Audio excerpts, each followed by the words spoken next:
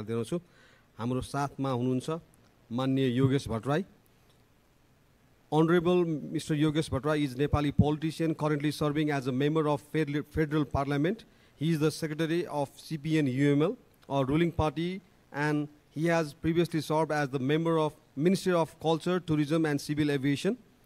Mr. Bhattrai is recognized for his contributions to governance, infrastructure and policy making, and remains as influential voice in shaping Nepal's political and economical development agenda. यसैगरी हाम्रो अर्को वक्ता हुनुहुन्छ यो panelist mister Manoj Gewali. Manoj Gewali is the Chief Executive Officer of Nabil Bank Limited, Nepal's leading commercial bank. With over 2 decades of experience in banking and financial sector, he has championed digital innovations, including the adoption of AI in service delivery and workflow management. Under his leadership, Nabil Bank has advanced financial transformation in line with global trends. Mr. Gewali is widely recognized for his role in modernizing Nepal's banking landscape. Ms. Astha Bhatta. Astha Bhatta is a program specialist at the Institute for Integrated Development Studies, IIDS, with over 15 years of experience in analytics, consulting, and policy making across Nepal, India, and the United States. She also serves as an independent director on the board of Sana Kisan Bank Lagu Vitta Vittiya Sanstha Limited. Previously, she worked with PwC India's Economic Advisory Services and Fractal Analyst. She holds a master's degree in economics from Delhi School of Economics. Our other panelist is Mr. Manoj Kesi. Manoj Kesi is the Chief Information Officer at Dish Media Network, where he oversees the company's technology strategy and infrastructure across DTH, ISP, data center, and cloud service verticals. With over 17 years of experience in IT and digital transformation, he has expertise in enterprise solution, ISP, infrastructure, and cloud service. He holds a master's degree in information and technology from the University of Madras, India, and currently leads a team of over 260 engineers and technical staffs. Sanjeev Subba is our moderator. And Mr. Sanjeev Subba is pioneering figure in Nepal's fintech and learning ecosystem with leadership spanning banking, learning and development, and innovation. He is founder of HR Society Nepal, Fintech Alliance Nepal, AI Club Nepal, and Kathmandu Fintech. His career includes senior roles at Standard Chartered Bank, PwC, National Banking Institute, and Nepal Electronic Payment System. He currently chairs the UND platform for green finance and serves as a consultant to the IFC of the World Bank Group. So please welcome all our panelists and moderators on the stage, and we'll be delving into money and more, AI for financial transformation in Nepal. Though there are limited in scale, some cases show that AI promises major transformation in Nepal's banking and financial sector. This session takes a deep dive into how AI is changing the landscape through automation, risk assessment, fraud detection, and inclusive digital banking. It will also identify potential tech applications, policy frameworks, practical steps, and leadership approaches needed for sustainable AI adoption. Now, over to Mr. Sanjeev Subba.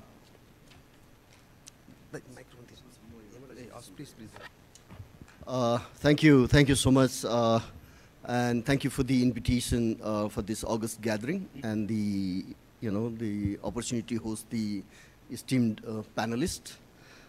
Before we get into the core discussion, let me just set the tone at the onset.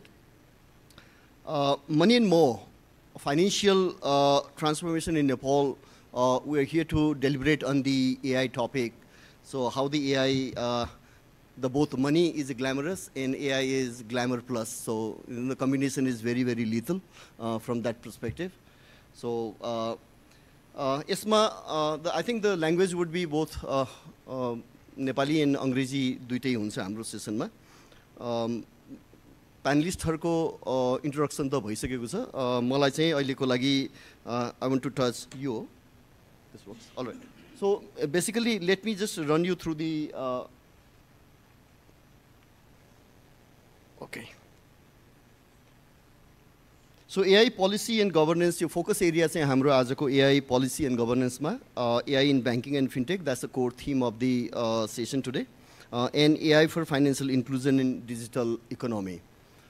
Digital economy लाई center मा राखेर हेर्ने हो भने digital अर्थतन्त्र जुन चाहिँ नि नेपाल जस्तो मुलुकको लागि अहिले एउटा राम्रो अवसरको रूपमा आइरहेछ र it's a great leap forging you know like opportunity हाम्रो लागि लिप फ्रग गर्नको लागि सो त्यो एउटा अपर्च्युनिटी आइराखेको छ सो त्यसमा चाहिँ अब नयाँ नयाँ प्रविधिहरू जस्तो एआई जस्तो प्रविधिले how it would leverage you know like give us that sweet spot in the you know global चाहिँ नि प्लेटफर्ममा भन्ने कुराहरू including that, let me also remind the August gathering here, Nepal is building a new Mount Everest. How many of you know this?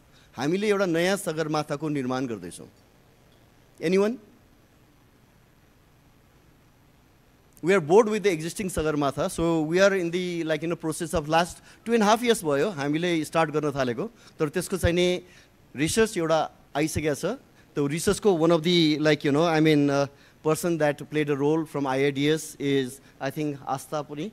I'm pointing out to, the base camp of New Mount Everest is already set. That is 515. So what is 515 now?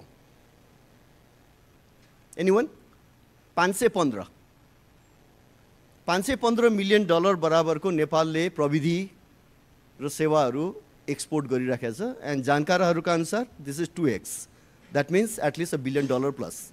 So $1 billion plus ko IT product and services Nepal already exporting. If you go to Tanzania and take a mass transport ko ticket, and probably that engine is powered by a Nepali fintech company not far from here. If you walk into Bangladesh ko payment system ma, if you scan the QR, is powered by a company just less than a kilometer from on my right. Several of those examples. You walk into Vietnam, some of the fintech solutions are powered by Nepali company. Cambodia is the another one. Myanmar, we are already powering some of the engines. Europe, some of the Europe ko bank ko digital platforms are being built by the Gen Z is not far from here at Dili Bazaar. So esta chani story haru chaine agadi airaखेको छ. त्यही context मा why AI matters for banking and fintech as a topic ma. Then the Mount Everest, I cannot leave that topic. So 515 is the base camp. I think we all should remember this and find a way to contribute. I think a lot of contributing factors, companies or people are in this room already. So त्यसमा चाहिँ अझै के गर्न सकिन्छ हामीले हेर्नुपर्ने हुन्छ. Fraud detection and AML CFT ma AI ko use case ekdam राम्रो छ. Couple of I think Nepali companies are also capable of building or already built FRM solutions haru fraud risk management ko. यो particularly यो mule account जुन ब्याङ्कहरुमा म्युल अकाउन्टहरु छ जहाँबाट चाहिँ तपाईको यो अहिले ठगीका घटनाहरु घटिराखेको छ र यो म्युल अकाउन्टको थ्रु चाहिँ नै मनीहरु ट्रान्सफर भइराखेको छ.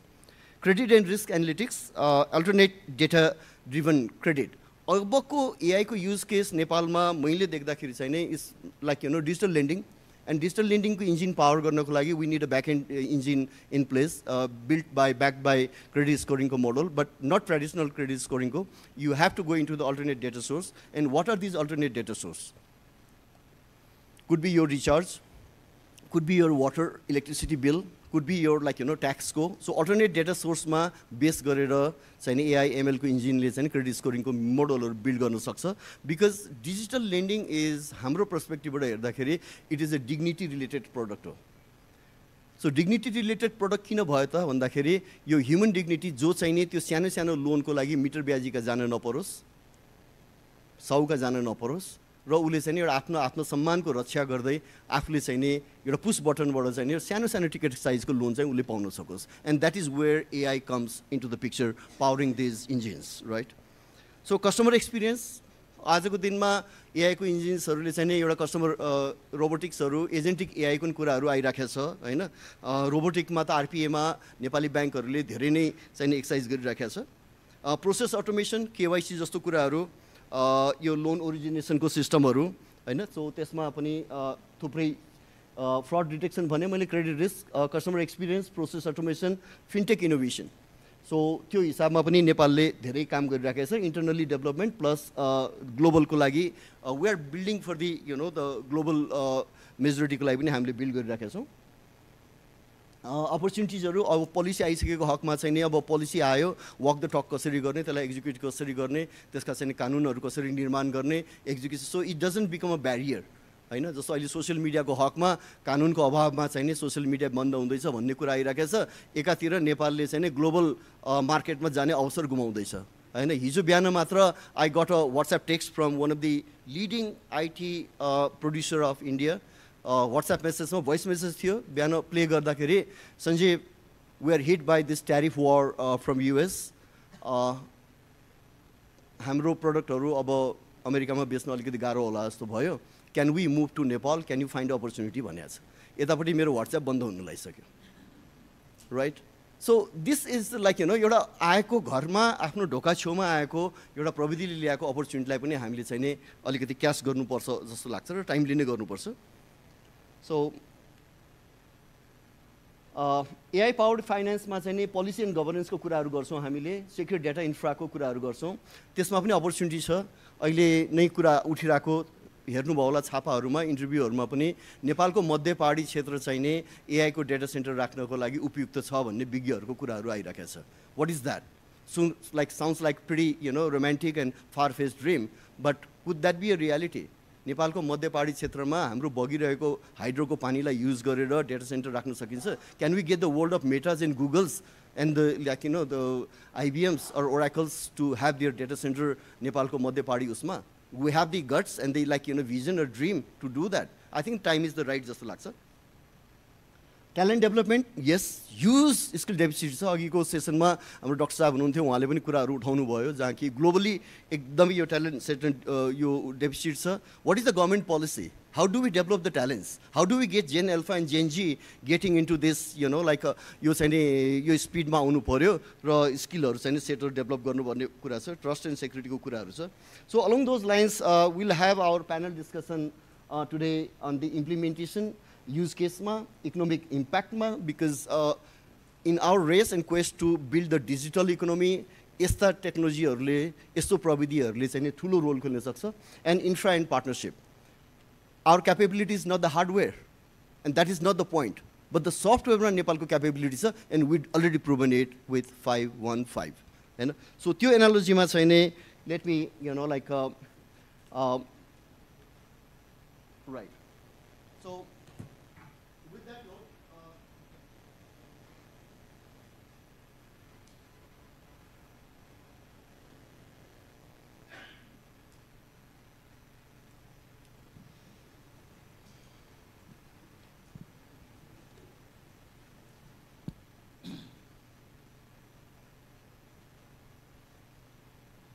म सबैभन्दा पहिला योगेश सरकै आउन चाहेँ हामी गाउँले पनि हौँ हामी ताप्लेजुङ ढुङ्गे साङ्गो एउटै मुहानको पानी खाएर हाम्रा पुर्खाहरू हुर्किनु भयो हैन सो त्यो सम्बन्धमा र एक लेभलमा र आज चाहिँ नि यो मञ्चबाट म तपाईँलाई स्वागत पनि गर्छु र अब चाहिँ नि जसरी हिसाबमा चाहिँ नि तपाईँको एक लेभलमा नेपाल सरकारले एआईको नीति चाहिँ ल्याइसकेको अवस्था छ सर हैन अब यो कन्टेक्स्टमा हामीले चाहिँ अब नेपाल एज अ इकोनोमीको रूपमा एज अ कन्ट्रीको रूपमा हामीले चाहिँ नि अब अहिले भनौँ न जस्तो अवसरहरू दिनु पर्यो अब यसको एक्जिक्युसनको पाटोमा हैन एक्जिक्युसनको पाटोमा अघि हामीले साइडलाइन पनि अलिकति कुरा गऱ्यौँ सरले कानुनका कुराहरू निर्माणका कुराहरू जुन चाहिँ अलिकति पेनफुल लङ चाहिँ प्रोसेस हुन्छ हामीलाई यहाँ आजको भोलि नै गर्ने हतार भइसकेको छ because this is a race टेक्नोलोजीले ल्याउने फर इक्जाम्पल अस्तिसम्म एउटा ब्याङ्कको हामी मतलब हाम्रै एउटा ग्रुपमा एक्जिक्युटिभसँग कुरा हुँदाखेरि उहाँहरूले एउटा राम्रो ब्युटिफुल आरपिएको प्रोजेक्ट ड्राइभ गरिराख्नु भएको थियो रोबोटिक प्रोसेस अटोमेसनको एन्ड त्यसको 1 महिनापछि इन्भेस्ट गरिसक्यो 1 महिनापछि एजेन्टिक एआईको कुरा ठुलो रूपमा आयो and there was a huge confusion हैन भनेपछि यति फास्ट चाहिँ नै यो प्रविधि दौडिराखेको छ र कानुन निर्माण गर्ने काम भनेको अलिकति लेन्थी अलिकति लामो हुन्छ सरले यसमा केही चाहिँ नि पोइन्टहरू राखिदिनु चाहनुहुन्छ कि हस् धन्यवाद सर सबैलाई म नमस्कार भन्न चाहन्छु यो विषयमा म त्यति उपयुक्त पात्र त होइन छलफलको लागि तर मलाई किन बोलाउनु होला भन्ने मलाई लाग्यो भने यसको पोलिसीको सन्दर्भमा भोलि अब हामी कानुनै बनाउने प्रक्रियामा पनि जान्छौँ त्यसो हुँदा अहिलेको व्यवस्थापिका संसद कानुन बनाउने प्लेटफर्म भएको हुनाले त्यो कानुन बनाउने प्लेटफर्ममा यो विषय कसरी चाहिँ उठ्नु पर्ला भन्ने सन्दर्भमा म एउटा पात्र हुन सक्छु। र यहाँ भएको छलफलले भोलिका दिनमा त्यो कानुन बनाउने प्रक्रियामा हामी सबैलाई विशेष गरी व्यवस्थापिका संसदलाई सहयोग गर्ला भन्ने मैले ठानेको छु। यो प्रविधिको क्षेत्र नेपालको लागि बिस्तारै हामी प्रयोग गर्दै गएका छौँ। उच्चतम प्रविधि पनि हामीले प्रयोग गर्दै गएका छौँ। त्यस सन्दर्भमा नै एआईको प्रयोग केही वर्षदेखि भएकै छ। तर त्यसलाई कसरी एउटा औपचारिक च्यानलमा ल्याउने भन्ने सन्दर्भमा नेपाल सरकारले यसको पोलिसी बनायो। सञ्चार मन्त्रालयले यसको पोलिसी बनायो। नेपाल सरकारले त्यसलाई स्वीकृत गरिसकेका छ। अब यो पोलिसीको फ्रेमवर्कभित्र चाहिँ हामीले यस सम्बन्धी कानुनहरू बनाउनु पर्ने हुन्छ। यसका विभिन्न पक्षहरूलाई यसले समेट्ला। यो सामाजिक सञ्जालको प्रयोग सम्बन्धी पनि यसले समेट्ला, साइबर सेक्युरिटीका कुराहरू पनि यसले समेट्ला, डाटा सेक्युरिटीको कुराहरू पनि यसले समेट्ला। अब त्यस्तै गरिकन जनशक्तिको उत्पादन, हाम्रो एजुकेसन, विशेष गरी अब हाम्रो विद्यालय तहदेखि नै यो प्रविधि एआई लगायतको प्रविधिको अध्ययन कसरी गर्ने, त्यसको एउटा लिट्रेसीकै कुरा पनि होला, एजुकेसनको कुरा पनि होला। हाम्रो युनिभर्सिटीहरूमा अब कसरी त्यसलाई एउटा पाठ्यक्रममा समावेश गर्दै जाने भन्ने एउटा ब्रोडर सेन्समा मैले यस कुरालाई बुझेको छु। त्यसो हुँदा यो पोलिसी जुन बनाइएको छ 2082 त्यसले केही कुराहरूलाई इङ्गित गरेको छ। विशेष गरिकन अब यो एआईको माध्यमबाट नेपालको अर्थतन्त्रको विकास गर्ने, नेपालको नयाँ युवाहरूको बिचमा रोजगारी सृजना गर्ने, त्यसपछि यसको एउटा इथिकल प्रयोग मार्फत सिङ्गो नेपालको इन्टिग्रेसनमा पनि यसले सहयोग गर्ने लगायतका विषयवस्तुहरू यो पोलिसीभित्र छन्। साथसाथै अब यो बिचमा हामीले केही कानुनहरू संशोधन पनि गऱ्यौँ। यो प्रविधि हस्तान्तरण सम्बन्धी कानुन भयो, त्यसपछि विदेशी लगानी, विदेशी प्रविधि लगानी, नेपालकै आइटी सेक्टरको लगानी चाहिँ विदेशमा गर्न सक्ने, त्यसको लगानी र आम्दानीको ल्याउने लाने प्रक्रियालाई सहज बनाउने जस्ता कुराहरू हामीले केही गरेका छौँ। र त्यसले नेपालको युवा सेक्टरमा एउटा ठुलो उत्साह पनि आएको मैले महसुस गरेको छु, जुन यसको कति असर होला भनेर अघि हाम्रो सरले पनि केही कुरा बताउनु भएको छ। झन्डै 500 मिलियनको हामीले ट्रान्जेक्सन गरेका छौँ भन्ने कुरा उहाँले गरिरहनु भएको छ होइन। त्यो धेरै नै महत्त्वपूर्ण कुरा हो। त्यस कारणले प्रविधिको प्रयोग चाहिँ त गर्दै जानु पर्यो।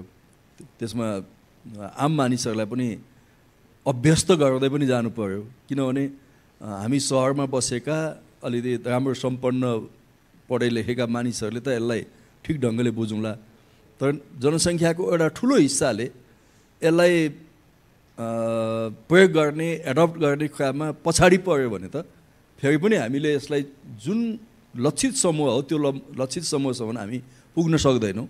चाहे त्यो एउटा ब्याङ्किङ प्रोसेसमै कुरा गरौँ होइन, ब्याङ्कहरूले कसरी चाहिँ सम्पूर्ण देशभरिका पालिकाहरूमा अथवा त्यहाँ बस्ने मानिसहरूको बिचमा यो डिजिटल इकोनोमीलाई, डिजिटल चाहिँ सिस्टमलाई कसरी लिएर जान्छन्, त्यो महत्त्वपूर्ण कुरा हुन्छ।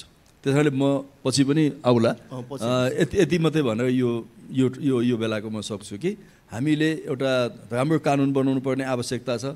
अहिले चर्चा विशेष गरी अब यो सामाजिक सञ्जालहरूमाथि प्रतिबन्ध जे भइरहेको छ, कतिपय अरू चाहिँ डिजिटल प्लेटफर्महरूमाथि प्रतिबन्ध जस्तो भइरहेको छ, यो लामो समय जाँदैन र जानु पनि हुँदैन। यसमा हामीले के भनिरहेका थियौँ भने अहिले संसदमा दुईवटा कानुन चाहिँ विचाराधीन छ। एउटा सामाजिक सञ्जाल सम्बन्धी विधेयक छ, अर्को साइबर सेक्युरिटी एक्ट सम्बन्धी पनि विधेयक त्यहाँ चाहिँ विचाराधीन छ। हाम्रो भनाइ के थियो भने ती कानुनहरू बरु छिटो अगाडि बढाउँ, ती कानुनहरूले कतिपय कुराहरूलाई निगरानी गर्छ, नियन्त्रण गर्छ, अनुगमन गर्छ होइन, त्यो प्रक्रियाबाट अगाडि जाउँ भन्ने हाम्रो भनाइ थियो। अब निर्देशिकाको आधारमा मात्रै कतिपय कुराहरू गभर्न हुँदैन, त्यसमा कानुनै चाहिन्छ। त्यो पनि अधिकार सम्पन्न ठाउँबाटै बनाउनु पर्यो, संसदबाटै कानुन बनाउनु पर्यो, किनभने कानुन बनाउने अधिकार संसदसँग छ। त्यस कारण त्यो बाटोबाट जाउँ भन्ने हाम्रो चाहिँ सोचाइ थियो, तर अनफर्चुनेटली अब यो एउटा डिसिजन आइरहेको छ।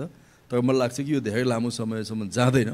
विशेष गरी यसमा म सत्तारूढ दलको पनि प्रतिनिधि भएको हुनाले यसमा हाम्रो स्पष्टीकरण यति मात्रै हो कि कुनै पनि सामाजिक प्लेटफर्महरू, डिजिटल प्लेटफर्महरू बन्द गर्ने त्यो मनसाय सरकारको छैन। हाम्रो मनसाय यति हो कि उनीहरूले नेपालको एउटा टेरिटोरीभित्र, नेपालभित्र चाहिँ आफ्नो सेवा प्रदान गरेको सन्दर्भमा नेपालभित्र चाहिँ उनीहरू एउटा कमसेकम पनि एउटा लुज कन्ट्याक्टमा आउनु पर्यो भन्ने कुरा चाहिँ नि हाम्रो हो। होइन, त्यसले भोलि त्यो सामाजिक सेवा, सामाजिक प्लेटफर्महरू प्रदान गर्ने, सेवा प्रदान गर्ने प्लेटफर्महरूलाई, प्रोभाइडरहरूलाई पनि जवाफदेही बनाउँछ होला। साथसाथै त्यो प्रयोगकर्ताहरूलाई पनि जवाफदेही बनाउँछ होला। त्यो जवाफदेही भएन भने उसमाथि निगरानी पनि हुन्छ होला। त्यसो भएको हुनाले यसलाई एउटा नेपालको हितमा र आम समुदायको हितमा चाहिँ यो सामाजिक सञ्जालहरू र प्लेटफर्महरू प्रयोग हुन् भन्ने सन्दर्भमा अलिकति अनुगमन गर्ने, नियमन गर्ने उद्देश्यले यो काम भएको छ।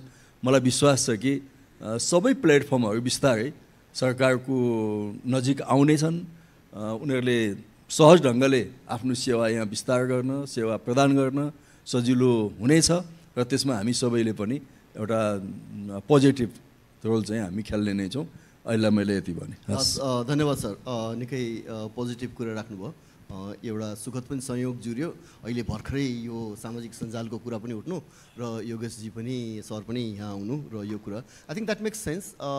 तिङ्कर, दार्चुलाको तिङ्करदेखि ताप्लेजुङको ओलाङचुङ गोलासम्मका जनताले समावेशिताको रूपमा र सहज सरल रूपमा यस्ता प्रविधिहरू प्रयोग गर्न पाउनु भन्ने नै हाम्रो मान्यता पनि हो। र आजको दिनमा पनि सम्भवतः दार्चुलादेखि ताप्लेजुङसम्मका जनताहरूले लाइक हामीले देख्यौँ कति केसमा त टिकटकलाई मोनिटाइज पनि गरिराखेको छ। भ्युवर्सहरू उहाँहरूले पैसा पनि कमाइराख्नु भएको छ होइन। त्यो अब कतिले फेसबुकमा आफ्नो प्रडक्टहरू सेल पनि गरिराख्नु भएको छ। सो त्यो हिसाबमा चाहिँ हामीले अब र व्हाट्सएप आजको दिनमा नेपाल जस्तो देशमा अब भनौँ न एउटा डेमोक्रेटाइजेसनको हिसाबले पनि एउटा मात्र प्रविधि होइन कि मान्छेलाई चोइस पनि दिनुपर्ने हुन्छ। So anyway, so will come back to that. अब मनोजजीतिर म जान चाहेँ। मनोजजी, नाभिल ब्याङ्क नामै काफी छ, मनोजजीको पनि, नाभिल ब्याङ्कको पनि होइन। सो त्यो हिसाबमा he is one of the finest CEO the country. We know each other for last several years. 15-20 वर्षदेखि चाहिँ नै हामी कुनै न कुनै रूपमा, म आफै ब्याङ्किङ क्षेत्रको भएको हुनाले आबद्ध छु। It's been like exciting and really like I mean awesome to see him चाहिँ नि यो आज यो स्टेजमा आइपुग्नु भएको छ। नेपालको एउटा लिडिङ ब्याङ्क र पिएनएल ब्यालेन्स सिटको हिसाबबाट र अहिले चाहिँ नि डिजिटल्ली उहाँले जसरी नाभिललाई चाहिँ नि डिजिटल फर्स्ट ब्याङ्कको रूपमा ड्राइभ गर्दै हुनुहुन्छ, त्यो चाहिँ नि रियली एक्साइटिङ छ। र अहिले मनोजीको लिडरसिपमा I think the bank has taken lot of new initiative, pretty exciting initiative. So म मनोज सरलाई चाहिँ नि अहिलेको एआई युज केसेसमा लो ह्याङ्गिङ फ्रुटको रूपमा ब्याङ्कमा चाहिँ नि कसरी तपाईँले त्यो अपर्च्युनिटीहरू देखिराख्नु भएको छ र नाभिलले त्यसलाई कसरी लेभरेज गर्छ र इन्डस्ट्री लिडरको रूपमा चाहिँ नि आफूलाई इस्टाब्लिस गर्ने उसमा केही प्रोजेक्टहरू, त्यस्ता चिजहरू केही सेयर गरिदिनुहुन्छ कि? थ्याङ्क्स सञ्जीवजी। काठमाडौँ फिनटेकलाई पनि म थ्याङ्क यू भन्न चाहन्छु। यो अहिलेको मात्रै प्रोग्राममा होइन कि कन्टिन्युसली इन्टरनेसनल स्पिकर होस् या इन्टरनेसनल त्यो लेभलको एक्सपर्टाइजहरू ल्याएर पनि हामीलाई सहज गर्नुभएको छ। बेला बेलामा इन्करेज र मोटिभेट पनि गर्नुहुन्छ। र ब्याङ्किङको फ्युचर भनेको अब एआई र डिजिटाइजेसनभन्दा बाहिर रहेर हुनै सक्दैन। अब यसको अरू विकल्प छैन भन्ने कुरा लगभग सबै ब्याङ्करहरूले थाहा पाइसकेका छौँ। कुनै बेलामा यस्तो होड थियो कि कसले बढी शाखा खोल्न सक्छ भन्ने होड थियो। अब तपाईँ बिस्तारै हेर्दै हुनुहोला कि धेरै ब्याङ्कहरू कसरी शाखा बन्द गर्न सकिन्छ भनेर राष्ट्र ब्याङ्कमा दौडेका छन्। Even we have been taking some critical decision to close down some branches inside the Kathmandu valley as well. भनेपछि अब किन यसो भइरहेको छ त भन्दाखेरि आजको डेटमा मेरो ब्याङ्कको कुरा गर्नुहुन्छ भने मोर देन 90% ट्रान्जेक्सन जुन मेरो ब्यालेन्स सिटमा हिट हुन्छ त्यो डिजिटल्ली हिट हुन्छ। लेस देन 10% ट्रान्जेक्सन्स म्यानुअली भइरहेछ। अलरेडी डिजिटल सिफ्ट चाहिँ ब्याङ्किङको यहाँ पुगेको छ। अब योभन्दा एक फड्को अगाडि गएर एआईको युज गर्ने कुरामा लो ह्याङ्गिङ फ्रुट्स या सजिलै पहिला ब्याङ्किङले युज गर्ने या हाम्रो इम्प्लोइजहरूले त्यसलाई हेर्ने कहाँ कहाँ हुनसक्छ त भन्दाखेरि हामीले कस्टमर सपोर्ट सर्भिसेसहरूमा एआईलाई एकदमै राम्रोसँग युज गर्न सक्छौँ।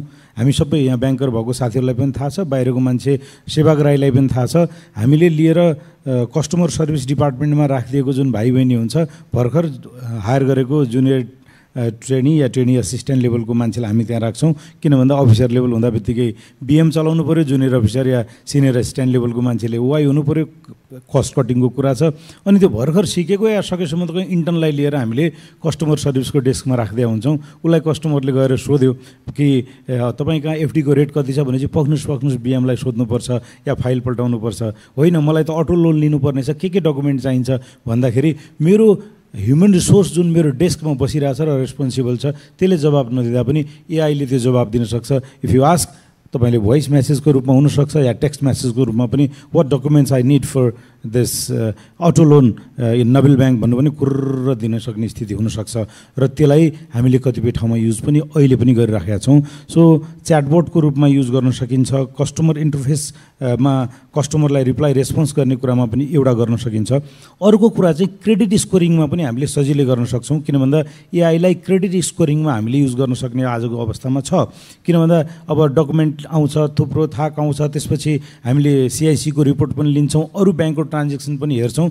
अब सबै डिजिटल्ली कनेक्ट भइराखेको अवस्थामा फेरि अब हामीले एआईलाई चाहिँ त्यो क्रेडिटको स्कोरिङ या यो मान्छेलाई कतिसम्म लोन दिन सक्छ, उसको इएमआई क्यालकुलेसन्स या उसको क्यास फ्लोको एनालाइसिस गरेर क्रेडिट स्कोरिङ गरेर उसलाई चाहिँ हामी भोलि रिस्क प्रिमियम कति लिने कति नदिने, डिफल्टको रिस्क चाहिँ कति हुनसक्छ भन्ने कुराको एनालाइटिक्स पनि एआईले दिन सक्छ, जो तत्कालै गर्न सक्ने कुरामा मैले राख्छु।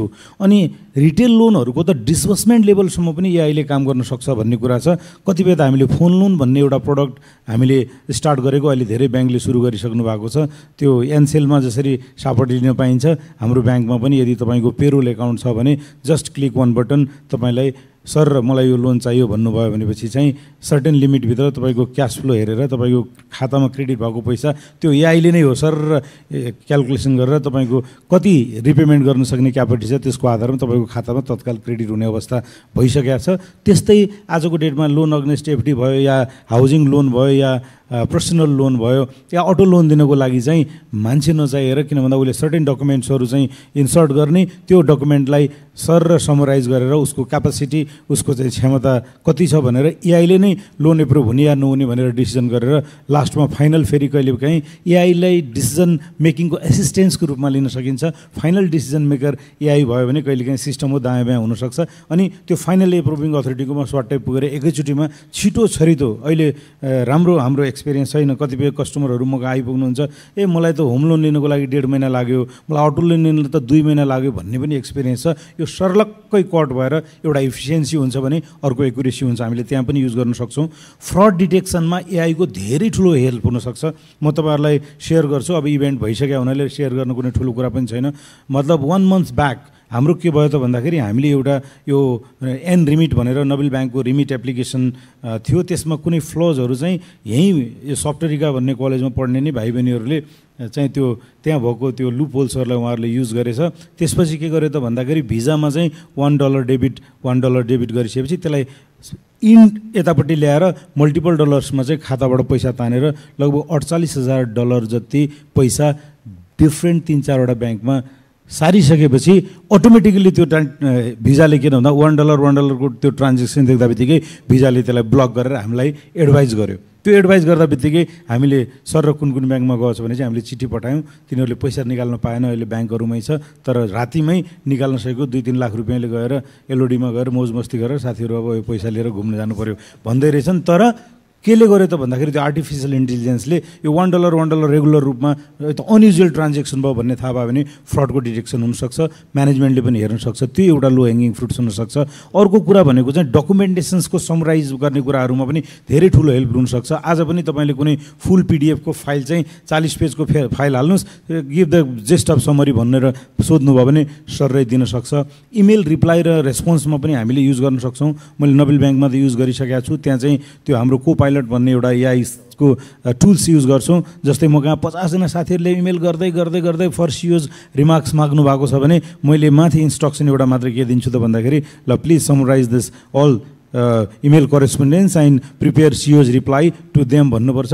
घुर्र लेखेर त्यसले इमेल लेखिदिन्छ, मैले सोच्नु पनि पर्दैन, बोल्नु पनि पर्दैन। सो त्यो चिज चाहिँ हामीले अलरेडी युज गरिसकेका छौँ, जो लो ह्याङ्गिङ फ्रुट्स हुनसक्छ।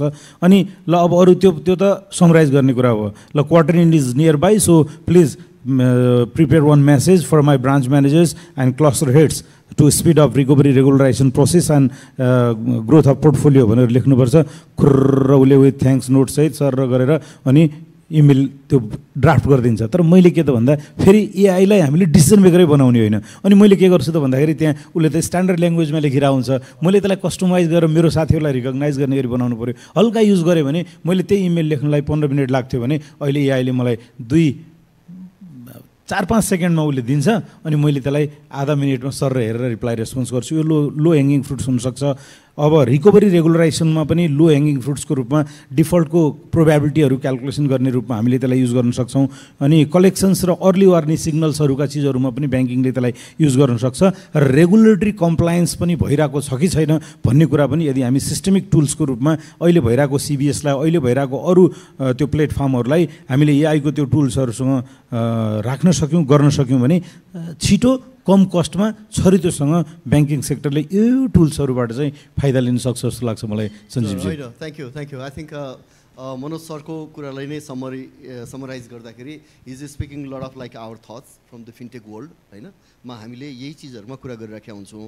अलिकति पब्लिक कन्जम्सनको लागि मैले भन्दाखेरि उहाँले 2-3टा ब्युटिफुल कुराहरू रेज गर्नुभएको छ। एउटा human in the loop very critical.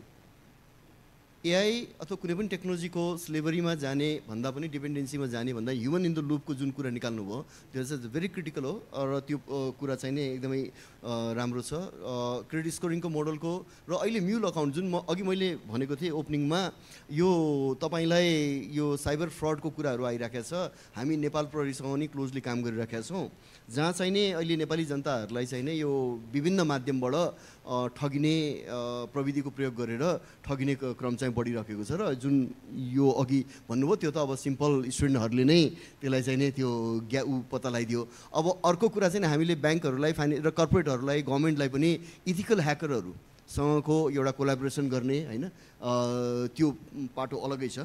मैले मनोज सरको कन्टेक्स्टमा अहिलेलाई एकदम राम्रो युज केसहरूको उहाँले समरी दिनुभयो। ब्याङ्किङ इन्डस्ट्रीको जो साथीहरू एकातिर हुनुहुन्छ होला र any one of you in the room if you are developing AI product and solution kindly take a note from what Manojji said है। यो तपाईँहरूको लागि चाहिँ इजी रेडी अभाइलेबल मार्केट यहीँ छ होइन। ब्याङ्किङ इन्डस्ट्रीमा उहाँले रेज गर्नुभएको एनपिएको कुराहरू र कस्टमर सर्भिसको कुराहरूदेखि लिएर थुप्रै कुराहरूको लागि चाहिँ नै म्युल अकाउन्टको इन्जिन अहिलेसम्म नेपालमा बनाएको छैन। बरु त्यतातिर कोही डेभलपर हुनुहुन्छ भने बनाउनुतिर लागौँ। I will be able to give you the architecture पनि स्पेक पनि म दिन सक्छु है त। म अब अलिकति let's move to Aastha. Again very pleasure to have you Aastha here. She and I work at Pricewaterhouse पिडब्ल्युसीमा आस्था र हामी सँगै काम गऱ्यौँ राइट ड्युरिङ दि कोभिडको टाइममा होइन। She is a very young economist I mean brings lot of fresh insights plus उहाँ चाहिँ अहिले आइआइडिएस भन्ने पोलिसी थिङ्क ट्याङ्कसँग आबद्ध हुनुहुन्छ। She is been taking very keen interest in भनौँ न यो सबै पर्सपेक्टिभमा। र यो अब I mean main interest to invite Aastha is to like as an young economist particularly serious interest into digital एस्पेक्टमा चाहिँ नै नेपालले यो चिजहरूलाई कसरी लेभरेज गर्न सकिन्छ। So my first question to her Aastha, economic impact ma, like how will AI adoption in banking and finance contribute to GDP growth, productivity and financial inclusion in Nepal? Yes.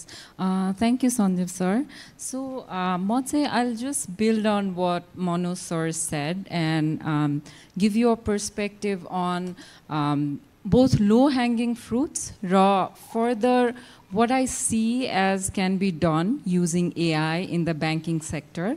किनभने एक्जिस्टिङ भइरहेको कुरा भन्दा पनि एआईलाई completely leverage गरेर यदि financial सेक्टरको transformation गर्ने नै हो भने चाहिँ I think there are more things to do.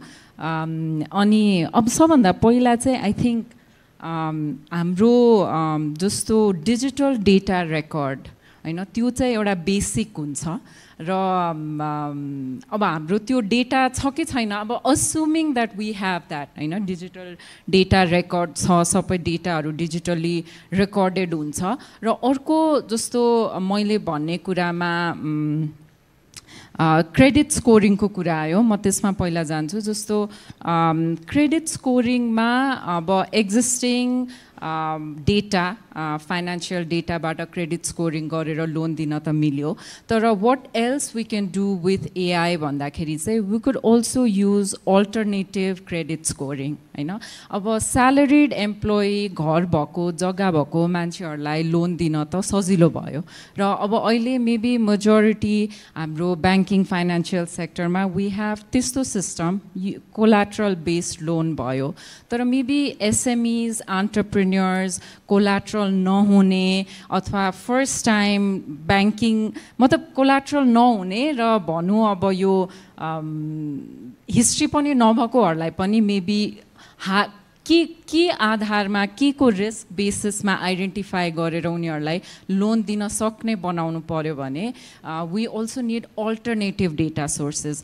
र आई थिङ्क इन्ट्रोडक्सनमा सञ्जीव सरले भन्नु पनि भयो क्यान वी युज जस्तो उनीहरूको मोबाइलको डेटा अथवा ट्याक्स पे गरेको डेटा अथवा युटिलिटी पेमेन्टहरूको डेटा और अल्टरनेटिभ सोर्सेस अफ डेटा त्यसबाट पनि I think if we can build a model एउटा क्रेडिट बिल्ड मोडल गर्यो भने चाहिँ मेबी वी क्यान अल्सो अहिलेको सिस्टमबाट मुभ गरेर we can also give loans to people maybe त्यो कोलाट्रल बेस्ड लोन सिस्टमबाट बाहिर आउन सक्छौँ हैन अब यसबाट जस्तो इकोनोमीमा जोड्ने हो भने चाहिँ आई थिङ्क अहिले हाम्रो कमर्सियल ब्याङ्क्सहरूको लोन चाहिँ heavily it's expose to maybe concentrated on few large ticket size and concentrated on maybe few corporates और रियल एस्टेट्स डेभलपर्स हो कि हैन so when we use this alternative credit scoring method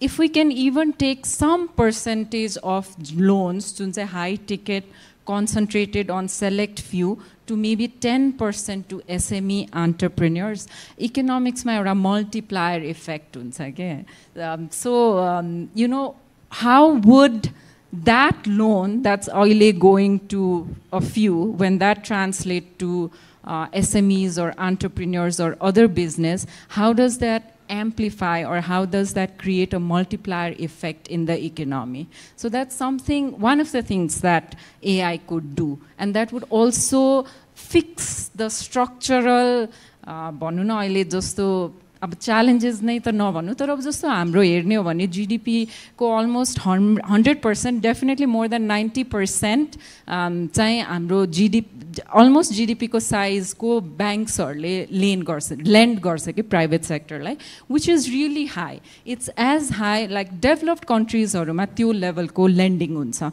तर हाम्रोमा चाहिँ alternate source of loan नभएपछि banks are over leverage. So this is one way to sort of fix that structural challenge and not concentrate it on few big borrowers, but also channel that loan to businesses and SMEs that can send that money back in the economy. Sorry, अलि मेरो अझ धेरै छ भन्नु है भन्छु दुई तीनटा भन्छु so I think productivity is another I think which you talked about कम staffsहरूले धेरै maybe they can do more transactions I think credit scoring and financial inclusion को कुरा गर्दाखेरि चाहिँ maybe अब यो चाहिँ maybe not for commercial bankings but if we're talking about the larger financial sectors जस्तो cooperatives-हरूले credit invisible मान्छेहरूको पनि अल्टरनेटिभ डेटा उनीहरूको अब जोइन्ट लायबिलिटी हुन्छ उनीहरूले ग्रुपमा पेमेन्ट गर्छ कि गर्दैन उनीहरूले रेमिटेन्स रिसिभ गर्छ कि गर्दैन व्हाट इज द कम्युनिटी डाइनामिक्सबाट त्यो डेटाबाट पनि I think you could create, whether they are their credit worthiness. And I think about this, maybe even banks could go to lower ticket sized items if that's automated. Maybe transaction cost is high, but they could also then work with the cooperatives to get that data, but they could directly maybe lend to such smaller, and that would also contribute to the economy, because if credit invisible are mostly, when they get that credit, that's going back to consumption and into the economy. Last, I have more, but I'm going to NPA. We'll come back to you. NPA पनि will पनि यो scoringहरुबाट non-performing assets पनि कम हुँदा, that's something that money you would leave for provisioning or just lost money, it could come back to our credit-starved economy or maybe could go to productive sector. Lastमा digital ecosystem को कुरा गर्छु म. So I think while we're building all of this, I think the greater thing is जस्तो digital data record भयो, हैन, everything is digitally available, alternative data sources भयो. I don't know how we will get that data, and maybe that's not, I don't have answers to that, but if we have access to that data and we can build that ecosystem,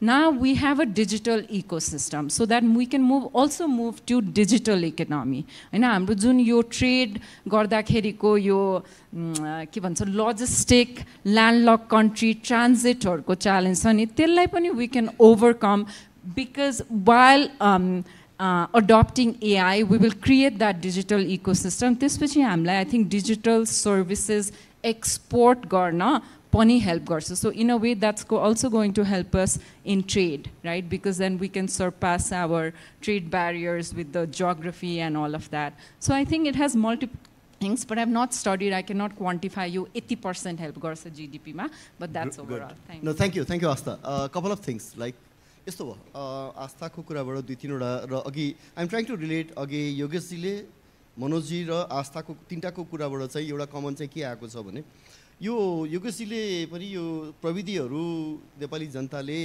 चाहिँ नि सहज सरल रूपमा र प्रयोग गर्न पाउनु पर्यो र यसको चाहिँ नि इन्सेन्टिभ पाउनु पर्यो भन्ने कुरा छ. एउटा प्रोडक्ट चाहिँ म कहाँ गएर जोड्न चाहन्छु भने अहिलेको गभर्नर साहबले इनिसियल उसदेखि नै एउटा राम्रो कुरा चाहिँ निकाल्नु भएको कि कर्जाको दायरा चाहिँ नि अघि आस्थाले कुरा गर्नुभयो जिडिपीको 80% चाहिँ नि जुन लोन छ र त्यो बिग टिकट साइजमा छ र त्यो चाहिँ नि सीमित बरोरको हातमा छ. How could we expand this? So take it like down to the base of the pyramid to the last mile. भुइँ मान्छेसम्म पुग्नको लागि यो कर्जा यो चाहिँ कस्तो खाले प्रविधि, अब यहाँनिर कुरा आयो. So let me take one analogy. म आफू कलेज पढ्दाखेरि हामी इन्डियामा यो सन्डेको दिन बिहान टेलिभिजन भर्खर यो 80s को कुरा गर्दैछु, मिड 80s मा यो कलर टेलिभिजन आयो अनि बिहान रामायण र महाभारतको चाहिँ नि टेली सिरियल आउँथ्यो. सडक सुनसान हुन्थ्यो. टेली सिरियलमा चाहिँ नि विज्ञापन बीचमा कमर्सियल बज्ने भयो. कमर्सियलमा चाहिँ नि तपाईको एउटा प्रोडक्ट चाहिँ नि प्रोमिनेन्ट थियो, स्याम्पूको. मोडल आउनुहुन्छ, स्याम्पूले नुहाउनुहुन्छ, कपाल यस्तो गर्छ, she feels so good about it के. टेलिभिजन हेर्ने इन्डियाको गाउँ-गाउँको देहातको जनताहरू, all the ladies, they also have the aspiration to मेरोको भी जुई चाउला भन्ना है. सेम स्याम्पू कस्ट अबाउट 25-30 रुपियाँ अथवा 10-15 रुपियाँ कति पर्थ्यो त्यतिखेर, होइन? तर कसरी चाहिँ नि सबलाई जुई चाउला बनाउने.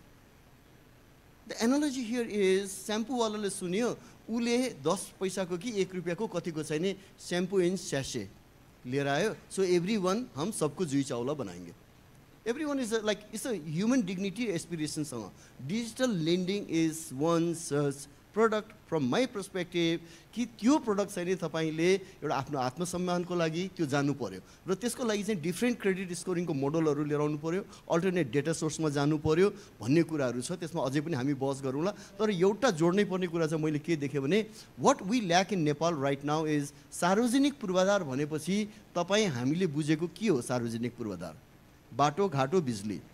अहिले सार्वजनिक पूर्वाधार भनेपछि हामी डिपिआई को कुरा गर्छौँ. DPI is digital public infrastructure. So DPI को तीनवटा कम्पोनेन्ट हुन्छ. Number 1 component is the KYC जुन अटोमेटेड हुनु पर्यो, जुन चाहिँ डिजिटल आइडी हुनु पर्यो. Number 2 component is payment rail interoperable. Number 3 is the अघि उठेको कुराहरूमध्ये डेटा एक्सचेन्ज प्लेटफर्म चाहिँ मिसिङ छ सर हामीसँग. वी हेभ द डेटा, साइलोजमा छ डेटाहरू.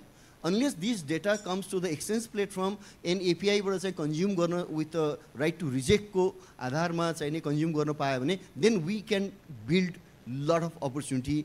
The AI को engine त्यतिखेर चाहिँ नि हामीलाई धेरै काम लाग्छ र अहिले नेपाल गभर्नमेन्टलाई नि म अनुरोध गर्न चाहन्छु यही तपाईकै मञ्चबाट कि DPI को डेटा एक्सचेन्ज प्लेटफर्ममा र इन्टरअपरेबिलिटी को उसमा र NID को मतलब यो DID को UID को युनिक ID मा चाहिँ अलि बढी स्पिडले काम गर्नुपर्ने अवस्था देखिराखेको छ. Now let's move to Manoj ji. हाम्रो डिस होमबाट हुनुहुन्छ उहाँको यो फोकस चाहिँ हामीले AI टेक्नोलोजी इन्फ्रा र प्र्याक्टिकल डिप्लोयमेन्टमा राखेको छौँ. इन्फ्राको हकमा how ready is Nepal's AI infra, Manojji, तपाईको पर्सपेक्टिभबाट क्लाउड, डेटा सेन्टर्स, कनेक्टिभिटी जस्ता चाहिँ इन्टरप्राइज ग्रेड AI चाहिने ब्याङ्किङ र फाइनेन्समा त्यसको लागि चाहिँ तपाईँ एउटा टेक साइडबाट रिप्रेजेन्ट गरिराख्नु भएको छ इन्फ्रा साइडबाट. सो तपाईँको ओपिनियन यसमा क्विकली केही एड गर्न चाहनुहुन्छ? High everyone, thank you Sanjeev sir. संजोग पनि भन्नुपर्छ म यस्तो सेक्टरबाट आज यहाँ रिप्रेजेन्ट गरिरहेको छु हैन. नेपाल सरकारको इन्स्ट्रक्सन अनुसार हामीले यो जुन 26 एप्लिकेसनमा चाहिँ अहिले इम्प्लिमेन्ट गरेर आएका छौँ. त्यसमा एउटा इन्ट्रेस्टिङ लाग्यो हैन. कस्तो भयो भन्दाखेरि युट्युब बन्द गर्नुपर्छ भनेको छ, गुगलको बारेमा केही बोलेको छैन हैन. अब युट्युब र गुगलले चाहिँ टेक्निकली चाहिँ सेम एएस सेयर गर्छन्. अब त्यसलाई हामीले अहिले बन्द गर्दाखेरि त्यो एएसले ब्लक गर्यो अथवा त्यसलाई हामीले होल्ड गर्यो भनेदेखि भनौँ न अब गुगल ड्राइभ, गुगल म्याप, जिमेलदेखि लिएर केही पनि चल्दैन हैन. त्यो भनेको त huge impact to us.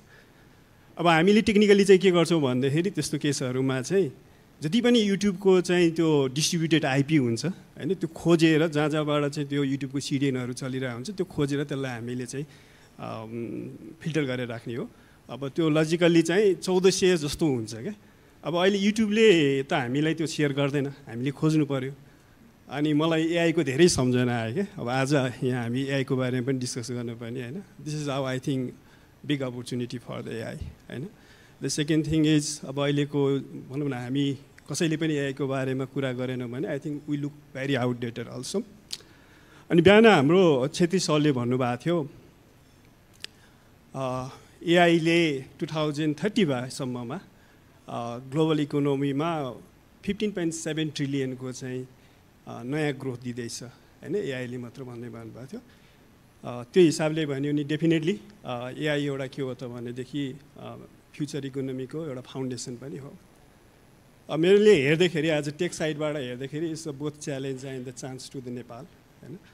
Challenge यस कारणले कि हिजोका हाम्रा मेजर अपर्च्युनिटीहरू आइदर हाइड्रोमा होला, टुरिज्म अप्टिमाइजेसनमा होला र अहिले लेटेस्टली छुट्नै लाग्यो जस्तो लाग्छ नेपाललाई चाहिँ अहिले आइटीको हब बनाउने भन्ने हैन. Lots of challenges we faced. त्यो रिजन चाहिँ के थियो भन्दाखेरि चाहिँ आजसम्मको नेपालको जति पनि आइटी होस्, टेलिकम होस् हैन, even the human capital resources होस्, यो भिजन गाइडेड भन्दा पनि निड बेसिसले चाहिँ के भइरहेछ त भन्दाखेरि डेभलप भइरहेछ हैन.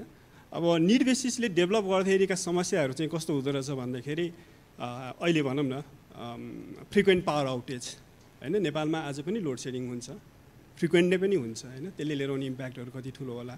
नेपालमा आज पनि इन्टरनेट जान्छ हैन, फ्रिक्वेन्ट जान्छ, स्लो हुन्छ. अब डिजिटल नेपालको फाउन्डेसन इन्टरनेट नै हो, तर रियालिटी फ्याक्ट त हो इन्टरनेट जान्छ हैन. ह्युमन रिसोर्सको क्यापेबिलिटी स्किलको बारेमा पनि धेरै डिस्कसन हुन्छ.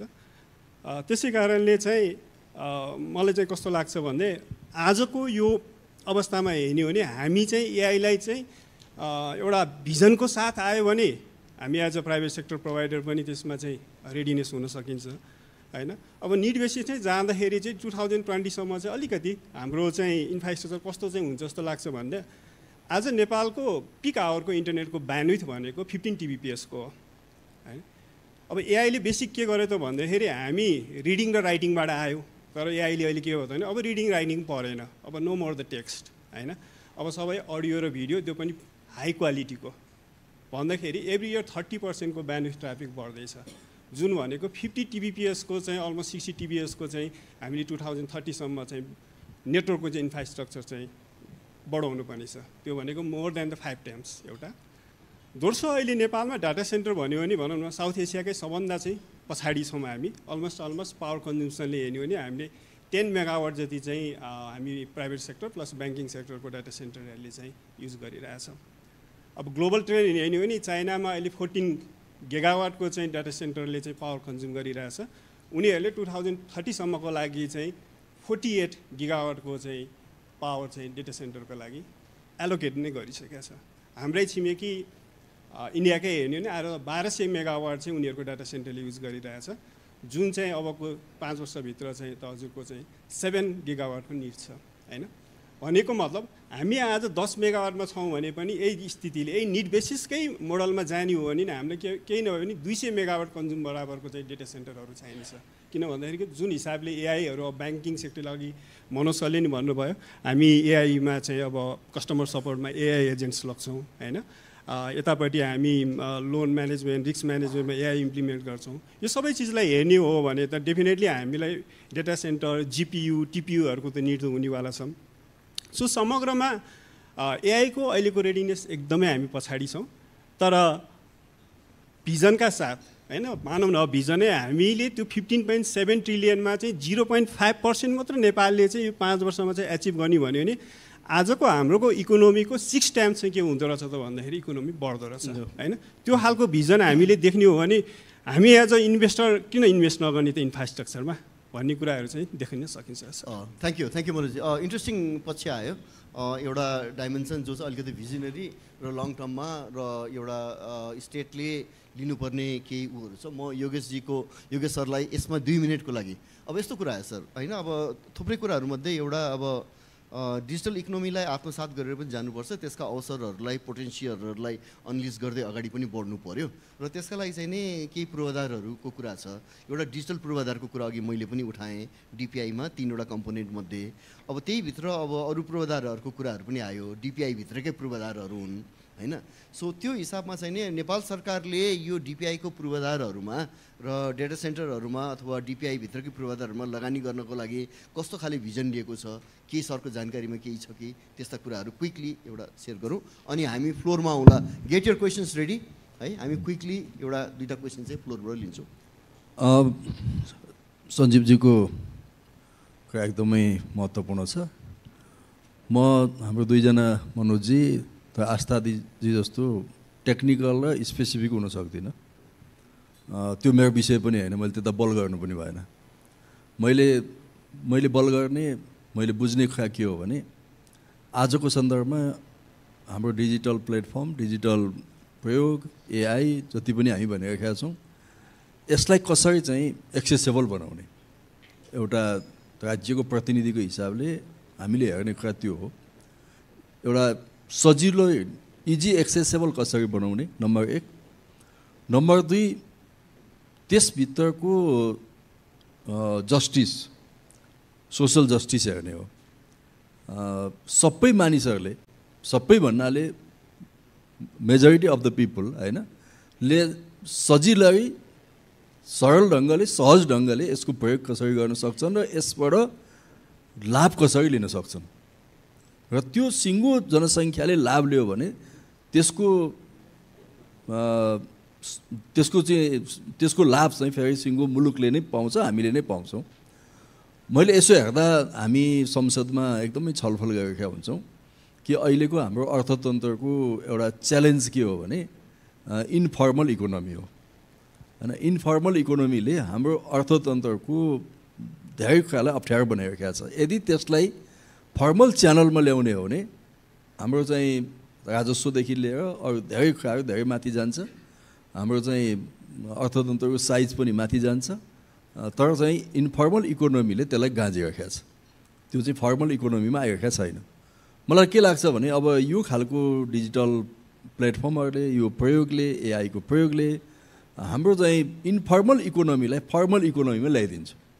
त्यो राज्यको लागि एउटा ठुलो मलाई लाग्छ कि डिपार्चर नै हुन्छ, महत्त्वपूर्ण नै हुन्छ। त्यो कुरा पनि हामीले सँगसँगै हेरौँ। अर्को अघि सजीवजीले भन्नुभयो त्यो ओलाङचुङ्गोलादेखि टिङ्कर भन्ज्याङसम्म अब लिपुलेक लिम्पियाधरा भनौँ त्यहाँ मान्छे छैनन् तर हाम्रो जमिन त हो नि कमसेकम।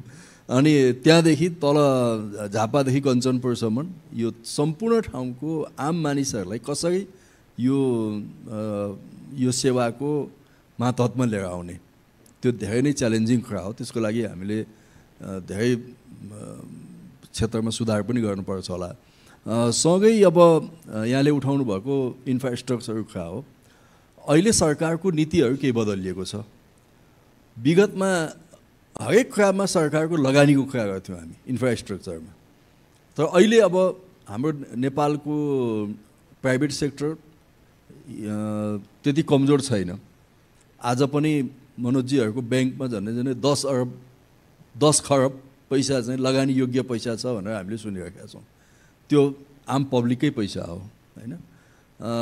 अब हाइड्रोमा हेर्नुहुन्छ भने 13 खरब जति लगानी गरेको छ प्राइभेट सेक्टरले। 13 खरबमा झन्डै 8 खरब त ब्याङ्कै हो कि जस्तो लाग्छ मलाई होइन। 8 खरब जति ब्याङ्कै पैसा छ त्यहाँ। हस्पिटालिटी यो होटल लगायत टुरिज्मको सेक्टरमा हेर्नुहुन्छ भने 40-50 खरब पैसा चाहिँ प्राइभेट सेक्टरको लगानी छ। त्यसको मतलब के भने नेपालको प्राइभेट सेक्टर चाहिँ अब बिस्तारै बलियो एउटा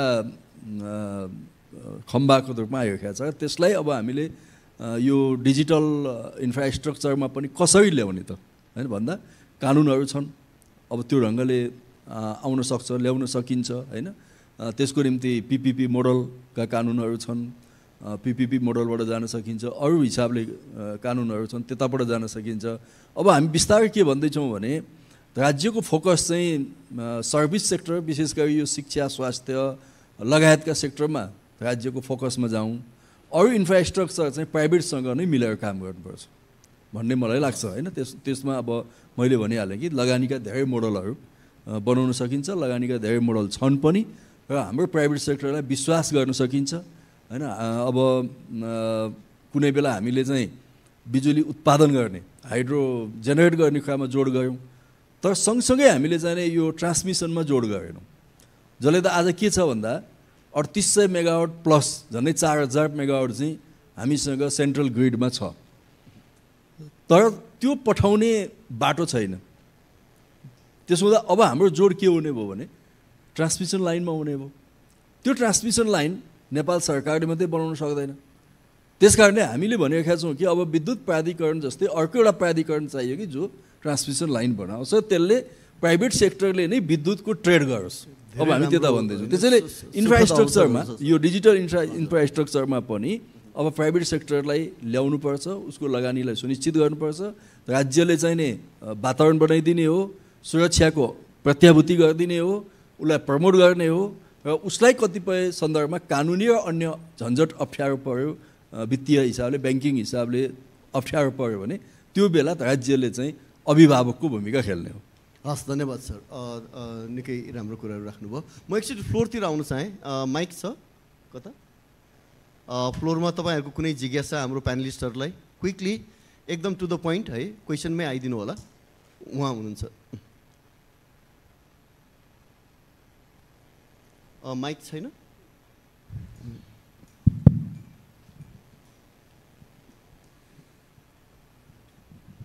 हेलो र नमस्कार, मेरो नाम चाहिँ लोकेश गुप्ता।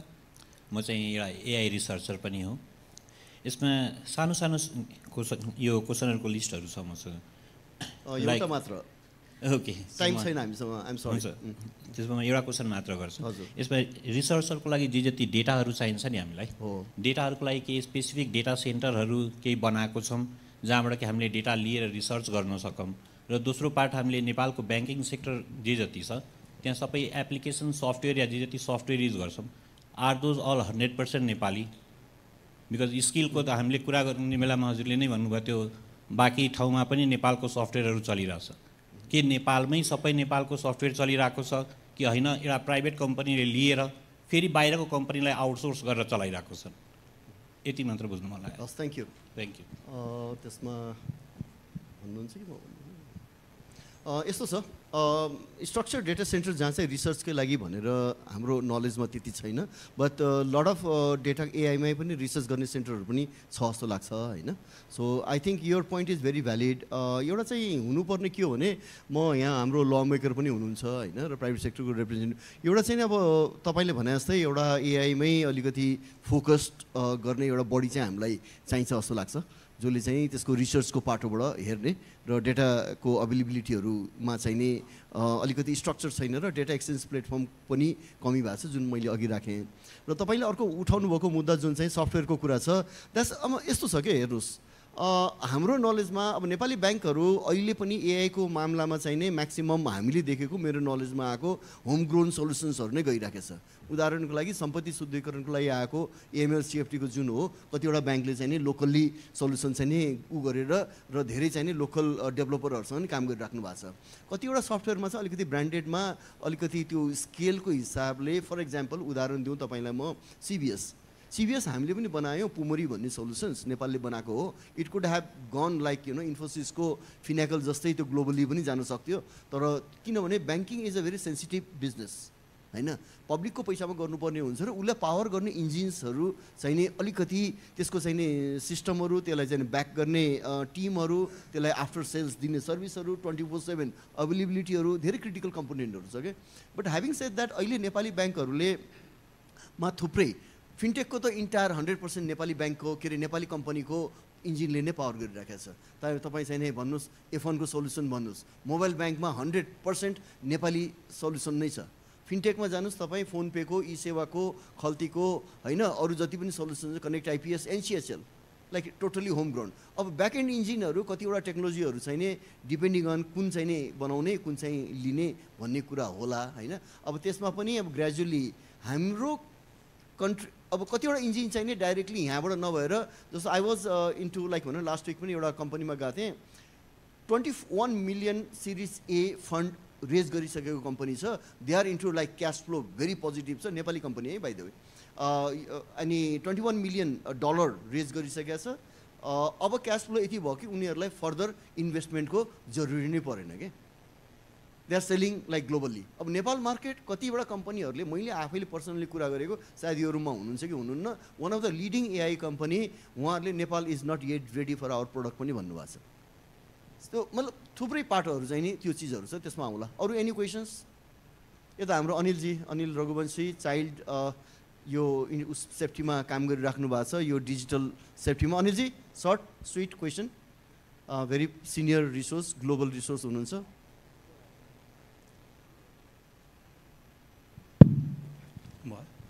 धन्यवाद.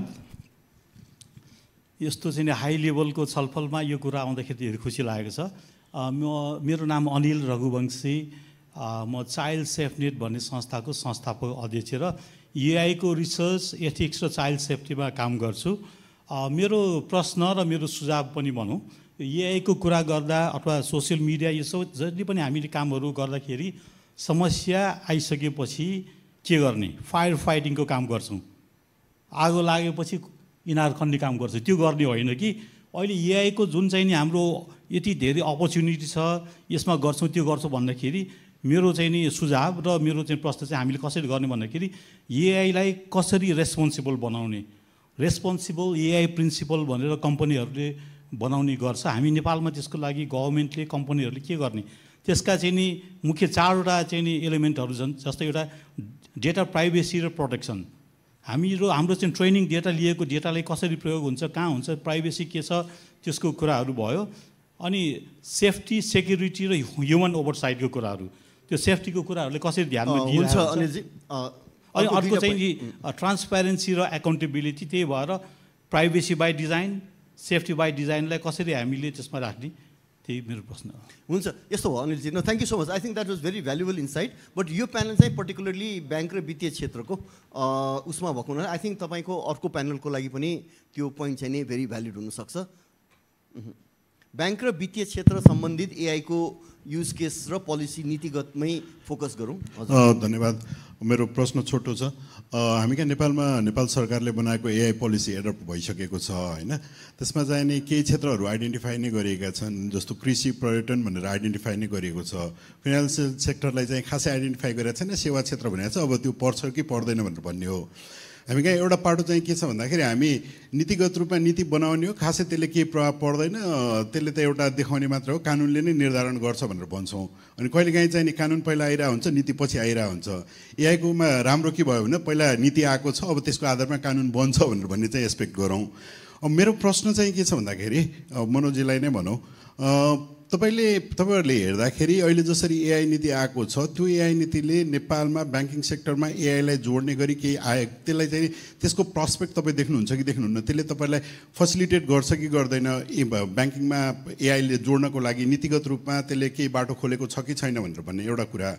अर्को कुरा चाहिँ इन्डस्ट्रीको रूपमा कानुन त भोलि आउँदै गर्दा इन्डस्ट्रीको रूपमा हामीले एथिकल एआईको प्र्याक्टिसेसहरूलाई ब्याङ्किङ सेक्टरहरूले आफ्नो प्लानहरूमा चाहिँ कन्सिडर गरिरहेको छ कि छैन भनेर भन्ने कुरा। किनभने अघि नै पनि जुन डेटा प्रोटेक्सनको कुरा, प्राइभेसीको कुरा हामी जुन गरिरहेछौँ, अघि नै भनौँ न हामीले लोनकै क्रेडिट रेटिङकै कुरा गर्ने हो भनेदेखि क्रेडिट रेटिङको कुरा गर्दाखेरि यदि पास्टमा ट्रेन भएकै डेटाको आधारमा त्यसकै आधारमा लोन दिने हो भने हिजो जसले पाइरहेको थियो भोलि पनि डिसिजन गर्दा तिनीहरूले नै पाउन सक्ने र त्यो बायसनेस र डिस्क्रिमिनेसन फेरि पनि फर्दर चाहिँ ट्रिकल डाउन हुने देखिन्छ। त्यसले गर्दाखेरि त्यो एथिकल पार्टले चाहिँ ब्याङ्किङ सेक्टरले के गरी हेरिरहेछ भन्ने अलिकति बुझाउन। Thank you. यसमा दुईवटा कुरा। एउटा कुरा त जुन अब नियमावली आइरहेछ यसलाई एड्रेस गर्ने भन्ने कुरा, जहिले पनि हामी चाहिँ के त भन्दा गभर्मेन्टले लिने पोलिसीहरू या एक्टहरू चाहिँ हामीले केही न केही इनिसिएटिभहरू लिएर धेरै अगाडि बढिसकेपछि या अन्तर्राष्ट्रिय अभ्यासहरू को सिकोबाट गर्ने नै हो। हामी अलिकति डेभलपिङ कन्ट्रिजहरूमा यस्तै नै हो। त्यो हिसाब किताबले अहिले आइरहेको चिजले सर्भिस सेक्टरै भनेर हामीलाई कभर गर्दा पनि हामीलाई चाहिएको के हो त भन्दाखेरि एआईको युजलाई अथेन्टिकेट गरिदिनुपर्ने कुराहरूमा मात्रै हो। त्यो बाहेक हामीलाई अरू एसिस्टेन्स चाहिँ खासै ब्याङ्किङमा चाहिँदैन। आज पनि डिजिटाइजेसन कम्प्युटराइजेसनमा काम गर्ने कुरामा ब्याङ्किङ इन्डस्ट्री अगाडि छ र असिस्टेन्सको रूपमा पनि क्यापिटलको साइजदेखि लिएर प्रफिटेबिलिटीको साइजले हामी राम्रै लेभलको एआई टुल्सहरू युज गर्न सक्छौँ। त्यस कारणले सर्भिस सेक्टरमै मात्रै पनि ब्याङ्किङ सेक्टरलाई कभर गरेर भोलि चाहिँ के चाहिँ हुनसक्छ त भन्दा लोन रिकभरीको बेलामा एआईको थ्रु दिएका लोनहरूलाई रिकभरीका पोलिसीका कुराहरू चाहिँ सेपरेटली हामीले खोजौँला, या एएमएल सेफ्टीबाट ट्रेस भए या नभएका कुराहरूमा छुट्यो भने त्यसलाई के गर्ने भन्ने सन्दर्भमा केही कुराहरू गर्नुपर्ने देख्छु। त्यो बाहेक चाहिँ हामी अब लगभग त्यो विनय अलिसँग धेरै एक्सपेक्ट गर्नु भन्दैन, हामी हाम्रो हिसाबले काम गर्छौँ। नम्बर 1। नम्बर 2 चाहिँ यो पटक धेरै ठाउँमा कुरा उठिरहेको छ। गभर्नर साहबले पनि भन्नुहुन्छ भने रेफरेन्स उहाँले दिनुभयो, अघि आस्थाजीले पनि भन्नुभयो। यो एउटा कुरा चाहिँ ब्याङ्किङले लोन कसलाई दिने कसलाई नदिने भन्ने कुरामा यो आम जनमानिसको बुझ्ने तरिकै गलत छ क्या। भने ब्याङ्किङ भनेको चाहिँ तपाईँ क ख ग र सहकारी पनि जोड्नुहोस् न भने ब्याङ्किङको एक्सेस आज गाउँ ठाउँमा पुगिसकेको हो। तर तपाईँ आज हेर्नुहोस् न, हाम्रो एक्सपिरियन्स तपाईँलाई सेयर गर्छु नि म। कर्पोरेट लोनलाई लोन दियो, ठुलालाई लोन दियो भनेर भन्छ, गाली गर्छ। आज मेरो एनपिएहरू बढ्दै जाँदा कर्पोरेट लोनहरूमा 0 छ मेरो एनपिए, र रिटेल एसएमई हो जो चाहिँ तिरेको छैन, भागेको छ, त्यसको घर भएको ठाउँ घर बेचेको छ, नागरिकताले मान्छे पत्ता लाग्दैन, कहाँ गयो थाहा छैन, अब बेचबाच पारेर इन्डिया गयो कि जता गए पनि मान्छे पत्ता नलाग्ने स्थिति छ। भने पब्लिकको पैसा लिएर आजको डेटमा नेपाली त जनसङ्ख्या चाहिँ 3 करोड पुगेको छैन के अरे, अस्तिको जनगणनामा को छुट्यो थाहा भएन होइन, तर खाता सङ्ख्या चाहिँ लगभग 6 करोड पुग्न लागिसक्यो भने मल्टिपल एकाउन्ट्सहरू छ भने त्यो खाताहरूबाट हामीले चाहिँ 65-66 खर्ब रुपियाँ जो लिएर बसेका छौँ। हामी त कस्टोडियन हो नि भने हामीले रिपेमेन्ट गर्ने जिम्मेवारी लिनु पर्दैन। त्यस कारणले म त एकदम जहिले पनि प्रश्न के छु त भने लोन दिने कुरा भनेको चाहिँ यो कसरी फ्लो गर्ने भन्ने कुरा जबसम्म क्रेडिट एनालाइसिसका टुल्सहरू जस्तै विदेशतिर हुन्छ यहाँ किन हुँदैन भन्छ, विदेशतिर हुन्छ नि त। किन भन्दा तपाईँको एउटा नेसनल आइडी तपाईँसँग मात्रै भयो भने तपाईँले कहाँबाट पर्चेस गर्नुहुन्छ, तपाईँको इन्कम कति हो, तपाईँले ट्याक्स कति तिर्नुभयो, तपाईँसँग कति ठाउँमा प्रपर्टी छ, तपाईँको हिस्ट्री के थियो, तपाईँको बुवाको हिस्ट्री के थियो, तपाईँको कतिवटा मान्छेहरूसँग सम्बन्ध भएको मान्छेको हिस्ट्री के सर आउँछ दिन्छ। अब यहाँ चाहिँ उस्तै पऱ्यो भने चाहिँ लोन नतिरेर चाहिँ भगडा भएर अब्सकन्डेड भने हुन्छ, उता गएर पार्टीमा चाहिँ होइन भन्न किन भनौँ हाम्रो पोलिटिकल लिडरहरूसँग पुरा कुम मिलाएर नाचिरहेको हुन्छ। यो ठाउँमा चाहिँ अनि मैले एआईको प्रयोग गरेर त्यो जो मान्छे आयो त्यसलाई दिने कुरा त म अझै पनि दिनुहुन्छ भन्ने कुरामा छैन, एकदम प्रष्ट कुरा, धेरैलाई चित्त बुझ्दैन, गाली गर्छ तल बसेर गरिरहेकोस्। तर हामी चाहिँ के हो त भन्दाखेरि जबसम्म त्यो मान्छेको क्रेडिट ओर्दिने सिस्टमबाट, डाटाबाट या उसको ओभरअल एसेसमेन्ट हुने स्थिति नभएसम्म एआई युज गरेर मैले जसले पनि प्रयोग गरेर दिन्छु भन्दिनँ। मैले अघि हजुरलाई भनेको फोन लोनको केसमा भन्छु, फोन लोनको केसमा एआई युज गरेर हामीले लोन दिएको हो, त्यो लोनमा पनि आज डिफल्ट रेट 4% भइसक्यो। हुन्छ के त भन्दा पहिला चाहिँ त्यो सर र त्यसको स्यालेरी हेऱ्यो हामीले 6 महिनाको, एनालाइसिस गरेर उसलाई क्रेडिट दियो। जब 1 लाख रुपियाँको चाहिँ क्रेडिट लिएको मान्छे पनि त्यहाँबाट जागिर छोडेर हिँड्यो भने नपत्ता लगाउने स्थिति छ के। त्यस कारणले अलिकति यो इन्फर्मेसन सिस्टम पनि त्यही अनुसार भयो, नेसनल आइडीमा सारा चिजहरू एकुमुलेट हुनेर जाने भयो भने हामी उसको एलिजिबिलिटी अनुसार लोन किन नदिने भने, किनभने हामीलाई यो पनि थाहा छ कि हाम्रो बोरोवर्सको नम्बर कम भएको छ। अझ रिच बढाउन सक्दाखेरि इकोनोमीलाई सपोर्ट हुन्छ, इकोनोमी प्रस्पर भयो भने अल्टिमेटली ब्याङ्किङमा बेनिफिट आउँछ। तर म चाहिँ के चाहिँ आजको डेटमा बसेर यहाँ भन्दिनँ भन्दा एआई युज हुँदा बित्तिकै सर र त्यहाँ चाहिँ कसैले एप्लाई गर्दा बित्तिकै अटो लोन, रिटेल लोन दिइहाल्छु भनेर भन्यो भने चाहिँ झुट बोलेको हुन्छ, झुट चाहिँ बोल्दिनँ। Thank you. एकदम राम्रो कुरा। I think thank you so much Manoji. And very practically हो, एआईले आफैले डिसिजन गर्दैन, ह्युमन इन द लुप हो। एआईले डेटासँग प्ले गर्छ। फोन लोनको हकमा पनि एआईको इन्जिनले एनालिटिक्स रन गरेर र क्रेडिट स्यालेरी अकाउन्टको हेरेर नै गरेको हुँदै पनि त्यसमा ह्युमन अन द लुप पनि हुनुपर्ने हो कि जस्तो लाग्छ त्यसमा चाहिँ लास्टमा एउटा। अब फाइनल्ली आई थिङ्क मलाई सिग्नल आइसक्यो प्रवेशजीले टाइम अफ भयो भनेर। There's a lot of opportunity. म सबैलाई त्यही रिक्वेस्ट गर्न चाहन्छु, यो पर्टिकुलरली ब्याङ्किङ र वित्तीय क्षेत्रसँग सम्बन्धित प्रविधिका साथीहरू हुनुहुन्छ भने राम्रो अवसर छ हैन। हाम्रो सेक्टरले चाहिँ नि एक लेभलमा डिजिटल ट्रान्सफर्मेसनको एउटा बाटो समातिसकेको छ र अब राष्ट्रिय स्तरमा हाम्रो योगेश सर भएको हुनाले मैले फेरि रिपिट गर्न चाहेँ र मनोजजीकै कुरा अघि जुन उहाँले च्यालेन्जको कुरा उठाउनु भयो, एआई आफैले गर्दैन, हामीलाई 3टा कम्पोनेन्टको जरुरी छ।